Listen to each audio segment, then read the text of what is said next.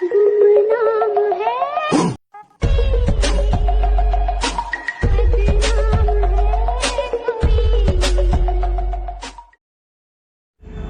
Hey guys, কেমন আছো তোমরা সব? আশা রাখি তোমরা সব বিন্দাস আর ফাটাফাটি। তো আজকে চলে এসেছি তোমাদের কাছে নতুন আর একটা মজাদার ভিডিও নিয়ে। তো গাইস দেখতে পাচ্ছ আমি এখন রেডি হয়ে গেছি, আর এখনও দিনের আলো রয়েছে। দেখতে পাচ্ছ জানলাটা খুলছে, তো দেখতে পাচ্ছ বাইরেটা এখনও লাইট রয়েছে। তো আমি ঘরে লাইট দিলেই ভিডিওটা করছি। তো আমরা একটা জায়গায় যাব ঘুরতে, এখন 4টে বাজে।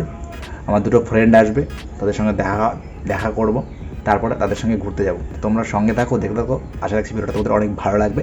তো চলো শুরু করা যাক আজকের ভিডিও।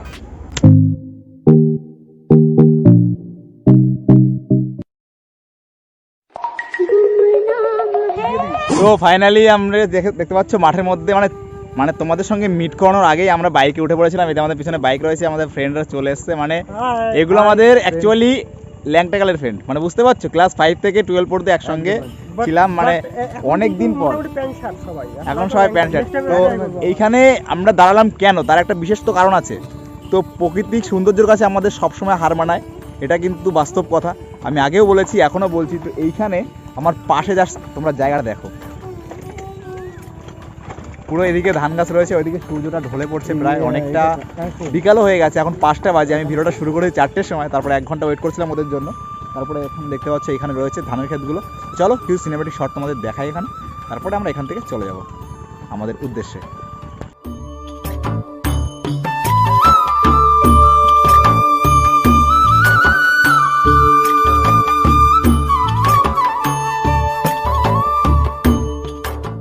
সো গাইস, তো চলো, এখানে দেখতে পাচ্ছ একটা সুন্দর একটা বট গাছ রয়েছে। বট গাছ সুন্দরই হয়।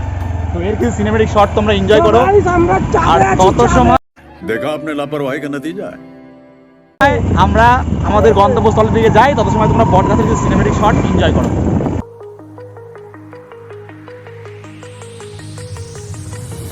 Do you remember how you held me then? Now you got me reaching out.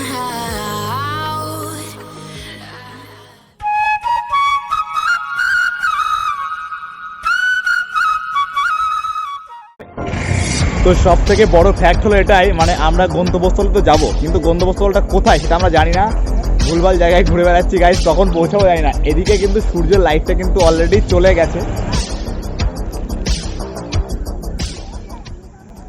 So guys, আমরা যাচ্ছিলাম রাস্তায়, আর রাস্তায় দেখতে পাচ্ছ এইখানে একটা ব্রিজ রয়েছে। ব্রিজের অবস্থাটা দেখো, এদিকে ছেলেপুলেগুলো দেখো সাইকেল পার করছে। একটা চাকা পিছনে চলে যাচ্ছে ব্রিজের নিচে, আর একটা চাকা চলে যাচ্ছে, আর সামনের দিকে ওয়েট করছে। রাস্তাটা খুবই খারাপ অবস্থা, এত একটা জনপ্রচুর রাস্তা, কিন্তু রাস্তার এই অবস্থাটা কেন? দেখতে পাচ্ছ এই জায়গায় যদি কেউ পড়ে যায় তার কি অবস্থা হবে? এটা কি ধরনের ব্রিজ? তো এইখানে দেখতে পাচ্ছ একটা বাড়ি রয়েছে, এটা বড়দের বাড়ি। তো এই বাড়িটা কিন্তু একদম পুরো রাজাদেরই বাড়ি ছিল, এখন এখানকার সাধারণ লোকরা থাকে। জায়গাটা দেখতে পাচ্ছ কতটা সুন্দর। তো জাস্ট তোমরা একটু সিনেমেটিক শট করে দেখো, কারণ ভিতরে ঢুকতে পারো না, কারণ এখানে হয়তো বসতি থাকে। আমাদের বন্ধুরা ক্যামেরা করছে। তো চলো আমরা যে উদ্দেশ্যে এসেছি সেই উদ্দেশ্যের দিকে আগে যাই, তারপরে আরও কিছু দেখা হচ্ছে।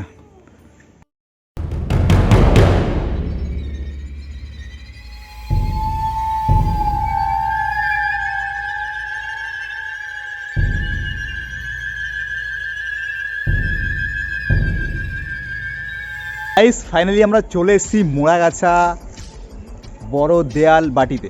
আর বাটি অর্থাৎ কি? বাটি মানে বাটি হবে, ছোট্ট একটা জায়গা বাটি। সেরকমই এটা ছোট্ট একটা জায়গা, ঘেরোয়া করা জায়গা, বাটির মতোই জায়গা।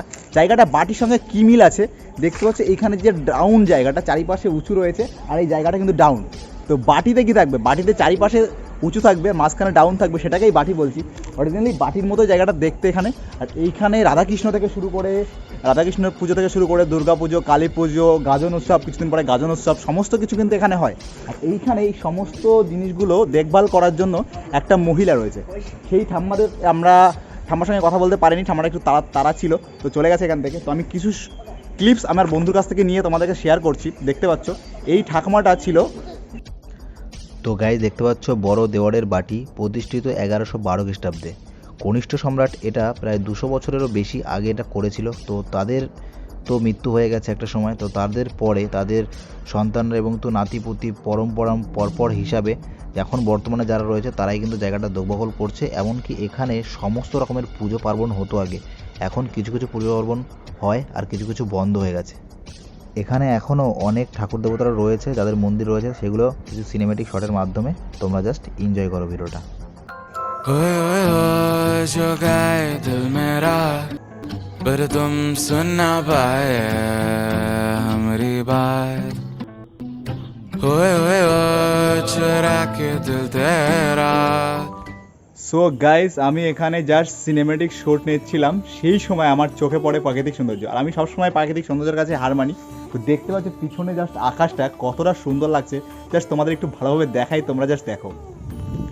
তো গাইস দেখতে পাচ্ছ মানে গাছগুলোর পিছনে যারা মনে হচ্ছে আগুন ধরে গেছে, এতটা সুন্দর। আরেকবার বলবো, জায়গাটা সত্যিই এটা বড় দেওয়ান বাটি। তো বাটির মতোই জায়গা, নিচু জায়গা, চারিদিকটা উঁচু। তো এই যে আমাদের বন্ধুরা রয়েছে, তো আমরা এখন চলে যাব।